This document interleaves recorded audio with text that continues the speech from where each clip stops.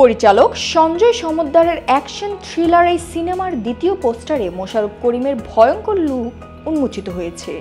রক্তাক্ত কুড়াল ও ফ্রেঞ্চ কাট দাড়ি নিয়ে এক রহস্যময় ডাক্তারের চরিত্রে, যার লক্ষ্য কিনা পাপ সারানো। পোস্টারে ক্যাপশনে ছিল, এই ডাক্তার রোগ নয়, পাপ সারায়। রক্তই তার ভাষা, ইনসাফই তার শপথ।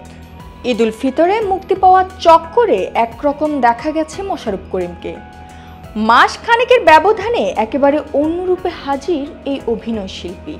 এমন ভয়ঙ্কর রূপে মোশাররফ করিমকে আগে দেখা যায়নি। নায়ক শরীফুল রাজ ও নায়িকা তাসনিয়া ফারিনের সঙ্গে দাপুটে অ্যাকশন নিয়ে মোশাররফ করিমের চরিত্রটি চলচ্চিত্র প্রেমীদের জন্য হতে যাচ্ছে একটা বড় চমক। আর হ্যাঁ, আরেকটা কথা, এই সিনেমার মাধ্যমেই কিন্তু ঢাকার চলচ্চিত্রের পুরোপুরি বাণিজ্যিক সিনেমার নায়িকা হিসেবে অভিষেক হতে যাচ্ছে তাসনিয়া ফারিনের। ফেব্রুয়ারিতে শুরু হয়েছিল সিনেমাটির শুটিং, এখন প্রায় শেষ পর্যায়ে। মুক্তি পেতে যাচ্ছে এবারের ঈদ উল আজহায়। ইনসাফ কিন্তু সঞ্জয় সমদ্দারের দ্বিতীয় ছবি, তবে বাংলাদেশের জন্য প্রথম।